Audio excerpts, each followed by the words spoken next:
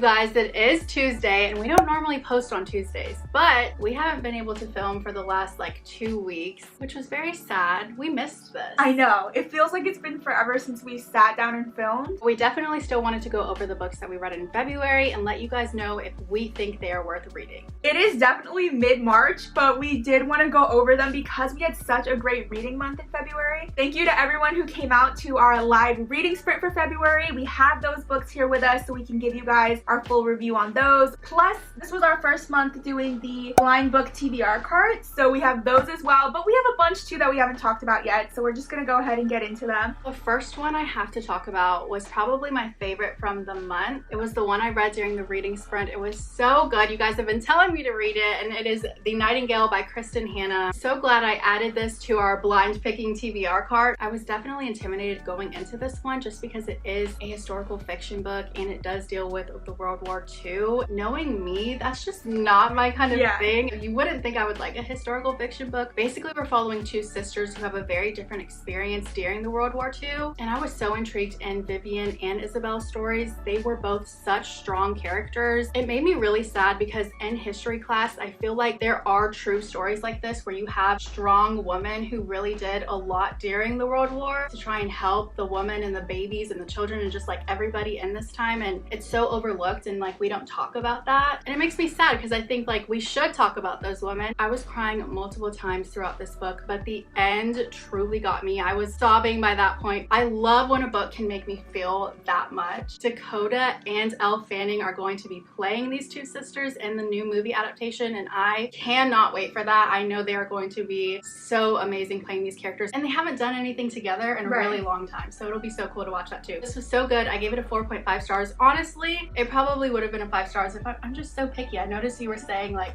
we're so picky with our 5 stars. This one, it should be a 5 stars, and I definitely do recommend reading this one. For my first one, I started off February with The Poppy War by R.F. Kuang. I was right to be intimidated with this story just because it's so much. It's absolutely insane, but it was so good. This is a adult fantasy set in 20th century China. In our last Spend the Day with Us video, I actually was reading this, so I go very much in depth in that video, but just overall, we're following a 12-year-old girl named Rin. She's an orphan living in an abusive foster home. She's about to be married off at the age of 12, and she desperately does not want that life for herself. She has the opportunity to take this extremely difficult exam to get into Sinagard, which is basically the biggest military academy that they have. This whole story is just her determination of getting into this school, trying to find a better life for herself. It does end up being kind of like a training story, which I absolutely love. I will say though, the first whole half of this book, I thought I was gonna give this 5 stars, but then towards the end, it just ends up being a full-on war book, which I should have put together because it is called The Poppy War, but it was just a lot. I almost think they could have made this whole first book just like training at the academy, trying to get in, making friends and all of that, because I loved those pieces of this story, but the war was just a lot already. So I don't know when I'm gonna pick up the next book. I definitely do recommend reading this one. It's graphic. Definitely check trigger warnings. I kept accidentally calling this a YA fantasy, and it is not. It is the complete opposite of YA. Just be aware of that. I did think it was so good. R.F. Kuang's writing is insane. I definitely want to read Babel, because I heard that's really good as well, but I would recommend reading it. It's so good. This is how I feel like all fantasy stories should go. Just the way it's written in the world building and everything. It was a lot, but it was very good. In that same Spend the Day with Us video, I did read Things We Never Got Over by Lucy Score. This one was so good. This one has made me realize I have a deep love for small town romance books. There's something so warm and cozy about it. There were so many different tropes in this one too that made it really fun and worth like this amount of pages. There was small town romance, grumpy sunshine, family drama, found family. There was just so much that kept this book entertaining. I did order the second book, Things We Hide from the Light, and I'm so excited to read that one too. I know that one is about Nash, and I really did like his character. And I know Lucy Score did announce that she's going to be doing a third book, and that one's going to be purple, and they're all going to look so good together. I definitely do recommend this one if you do like that small town romance kind of book. I think I gave this one 4 stars. Me being picky again. This one should have been 4.5.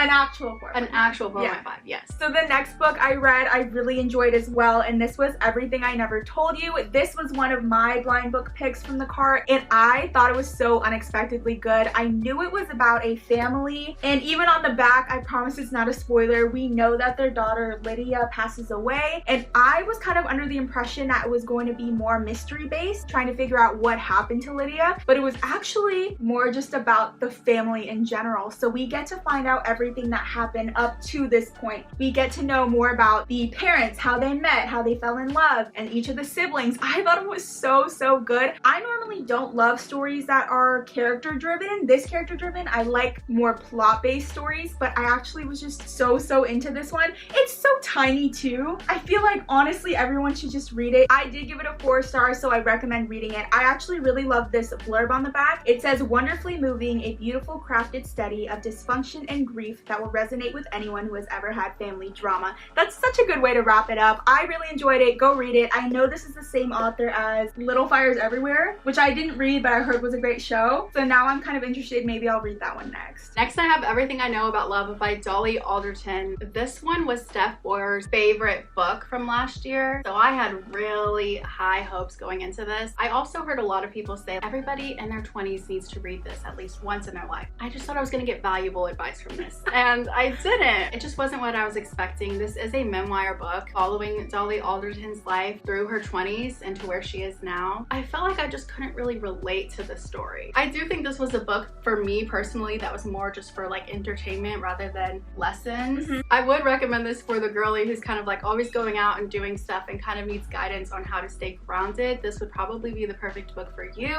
but for me personally, it just wasn't it. I'm like, so I shouldn't get it. I mean, my other blind book pick from the cart was 9 by Zach Hines, and I'm 3 for 3 so far. This one was so good, and you guys know I already do love YA stories. It reminded me of Neil Shusterman's writing, and you guys know he's one of my favorite authors ever, so I was so into this one. I had bought this book from BookOutlet years ago, not knowing what it was about. I had never heard anyone talk about it, but I thought the summary sounded really good, and it delivered. We have a YA dystopian, and it's basically in a world similar to ours, except humans have 9 lives and they can't wait to burn through them. So each burn, which is what they call death, is equal to a mental and physical upgrade. So of course everyone's trying to just burn quickly through their lives. I really liked how in this world they have a system for burns. So for example, when you graduate high school, you have to be on like life 2. To get jobs, you have to be on at least life 4, so on and so forth. We follow a really great group of characters too. Our main character, Jonah, is determined to stay on life 1. He is against burning because he watched his mother kind of deteriorate through burning. We get to deep dive into this whole mystery involving his mother. I thought it was really well written, and I do recommend if you're looking for like a quick YA entertaining read. I'm interested. It's so good. Like, come on, BookOutlet. We always try to go find like the popular books, but if you actually just browse, you find some good ones. I gave this a 4.5. So that's like a perfect book in my opinion. I really enjoyed it. The first book I read in February was Good Girl, Bad Blood. I did give A Good Girl's Guide to Murder 5 stars. There's no reason why I needed to wait so long to pick this one up. Another one that I really loved. I think I really like the formatting that these books are written into, because we get third person, we also get kind of like the interview styles, and they even show pictures of some of the items like they find in her little cases. Like this, like they find a note and they're gonna show you like what the note looks like that they found. Okay. So they kind of do that throughout the book, which I think is so fun. Like, who doesn't love pictures in some books, you know? Who doesn't love a good picture book?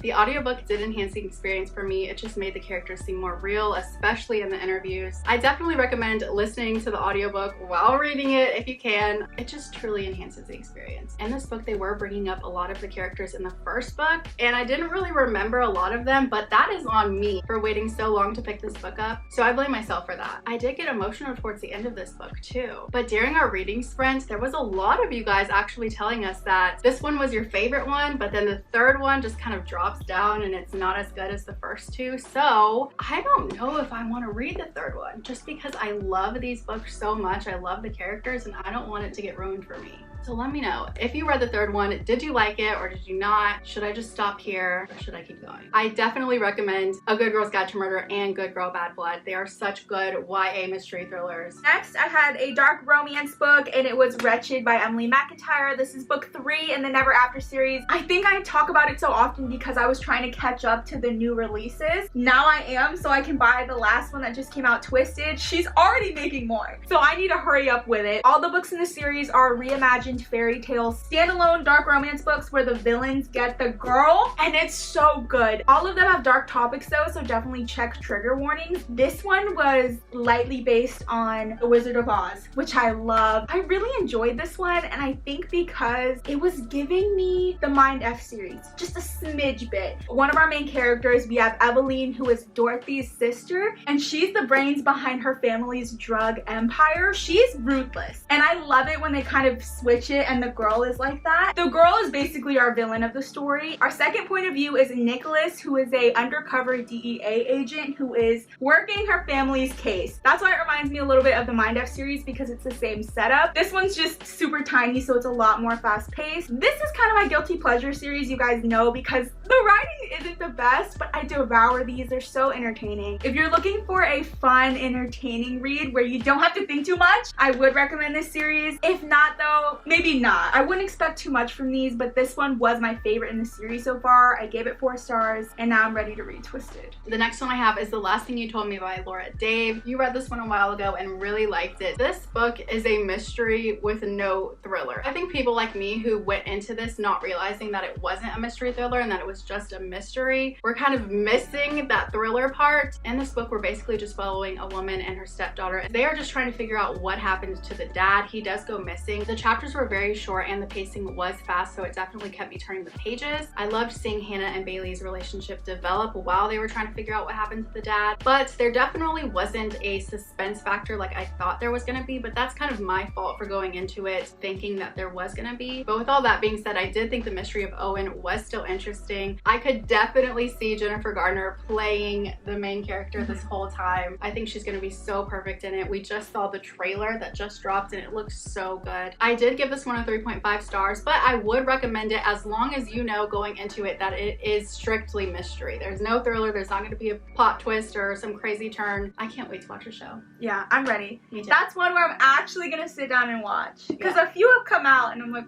I didn't even watch Crawdads. You shouldn't have. Yeah. Right. You guys, the next one I have is Brutal Prince by Sophie Lark.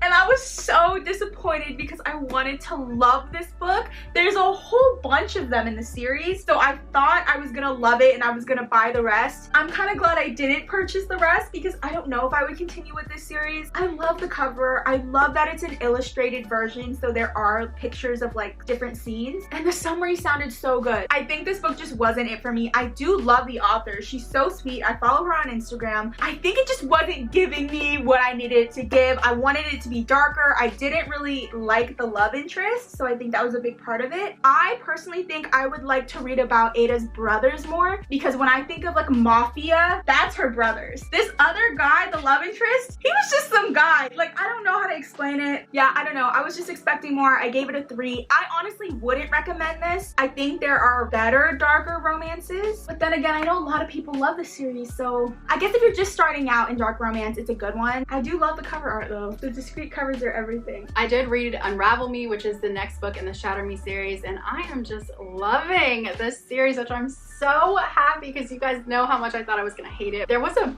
big plot twist in the middle of this that I really just wasn't expecting. I'm still kind of shocked by it, and it's just making me want to pick up the next one today, now. I'm so glad you like it. Dude, me too. I was so worried. I have the whole box set, and you know, that just, every time I do that, it just doesn't go my way, but this one, it went my way. There is a character in here. His name is Kenji. He's probably one of my favorite characters that I've read about in a long time. Anytime there's a serious topic going on, he's gonna be the one to like kind of bring it down. The comic relief character. The comic relief. Kenji is like my favorite favorite person right now. It's so debatable on if this is a dystopian or not. I think it is. I would say this is a YA dystopian book. I think I gave this one a 4 stars just because I know there's potential for there to be like even better. I definitely recommend the series. I think it's so fun. I know it's hit or miss with a lot of people, but I mean, I really enjoy it. So I think it would be good for someone to give it a try.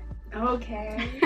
A little thin book I slid into this month was Coraline. If you know anything about me, Coraline the movie is one of my favorite movies of all time. It's my comfort movie. I can recite all the lines, so I was so excited to finally be able to experience the book. I can't believe it took me this long to actually get it and read it, but it felt so nostalgic just because I grew up watching the movie. I really liked the differences actually. I went ahead and annotated as much as I could just because I knew, like, I wanted to compare the book and movie. I wanted to see how the characters were portrayed differently. This was my first middle grade book, which is basically just younger than YA. I thought it was really good. Like, it was the perfect amount of spooky. If you need like a short spooky read, I highly recommend this. I was actually surprised to see how many differences there were, but I enjoyed this nonetheless. Do I like the movie more? Yes. I do want to read more by this author because I know he has a bunch more. I know the Graveyard book, I believe it's called, is super popular too, so I want to pick that one up. I actually really like the cover. I think what took me a while to get it is because I don't love any of the covers of this book, and I like this one. I don't know why I had this sudden urge to listen to the audiobook of Matthew Perry's new memoir called Friends, Lovers, and the Big Terrible Thing, but I did it, and I was pretty entertained throughout the whole thing. I kind of felt like I wanted to really know his story because every single night I have Friends on. Chandler's such a comfort character to me. Like, I really love Chandler. I love all of the Friends characters, so I kind of wanted to just see like what he was going through in that time, and I kind of wish I didn't, just because he was really going through some like tough situations. He goes into like how he was really struggling with filming through Friends. There was a lot of things that Matthew Perry said that really just had no filter in it. And I know a lot of people are pretty upset about that and kind of annoyed because he really just didn't hold anything back. He talked about the ex-girlfriends and their names and talked about them in a way that I can see could be disrespectful. This was definitely a heavy book and it covers his struggle with addiction. If you want to read it, know that it's not going to be like a Friends behind the scenes. It's more like his struggles and how he was overcoming addiction. But yeah, after reading it, I just hope that there are better days ahead for him because I love my Chandler Bing. I know. I'm glad he's doing well now though, right? Yeah. You know what he said? He said pickleball has like helped him so much, and we love playing pickleball. So play pickleball. Yeah, keep doing you. Okay, the last book we both have, we have a whole reading vlog on it. We were very disappointed. And it was Twisted Love by Anna Huang. There's nothing really else to be said. We kind of go in on it in the reading vlog. This first book was not for us. We didn't love the writing. We didn't love the tropes. Hopefully the rest of the series gets better. We're just in no rush to start it. Overall though, it was fun to film and read together. So do we recommend it? Absolutely not. Unless you know you love Anna Huang's writing, or if this just sounds like something you'd like. We have heard though that a lot of people recommend just skipping book 1. So I think I would recommend doing that. Someone also said skip number 2 as well. So we know 3 and 4 are really good, everyone says, so maybe just skip ahead. But as far as this one, we personally didn't love it, so we wouldn't recommend. 2 stars. 2 stars, and you're welcome. Ending the wrap up on a bad note. It was a good reading month. It was a great reading month. That was all the books we read. For the most part, we recommend a lot of them. There was just a couple here and there that didn't match the rest. My favorite was definitely The Nightingale by Kristen Hanna. I cannot wait to read more of her books. I think mine, I'm gonna go with 9. It was so good. I was so impressed, and I love ones that exceed my expectations because that rarely ever happens. So this was definitely my favorite of the month. I don't know if this author has any more books, but if he does, I will definitely check them out. We do want to make up all the videos that we missed, so we will be posting a lot more for the rest of the month. Tomorrow we're gonna have our huge book haul thrifting video come out. We bought those books a while back, and we know you guys have been waiting for the haul, so don't worry, we're gonna go over those. We know February was like a long time ago, but let us know what your favorite read was from February. If you remember it. If you remember, yes. Thank you guys so much for watching. We're so happy to be back. Make sure to like and subscribe if you haven't already. We will see you guys tomorrow for our Wednesday video, and until then, goodbye. Did you know there's a thing called smoker's lines? Who? So now while I'm doing this. Yes. I saw that they make a straw for that so your mouth doesn't have to pucker. But even the straw looks stupid. You still have to pucker. What if I do this? Does it look like I have to do that? It looks better. Because you're not making like that. My mom was like, can you just enjoy your drink and like worry about it later? And also, if you're worried about that, just drink it like that. I hate doing that. Oh. Next I have Everything I Know About Love by Dolly Parton. Parton? Not Dolly Parton. It reminded me of Neil Shusterman's writing. And you guys know he's goated. He's goated? Okay, I feel like I'm talking about this series every video. Who was gonna tell me I was mispronouncing the name? Because I definitely was calling this book Wretched, which is not a word. What is it? Wretched. Okay. You know, I've never seen it written out. I don't even know what that word means. Wretched? Like despicable. Okay. Awful. Okay. I thought it was really I thought it was really well written. Oh my god, help! By Neil Gaiman. I never said this man's name out loud. Is that Gaiman? I hope so. Yeah, right? Yeah. Fun fact, one of Lauren's last birthday parties was all Coraline themed. I forgot about that. We all had to dress up as a character from Coraline. I made our entire family dress up as a character. It was fun though. Yeah, that was cute.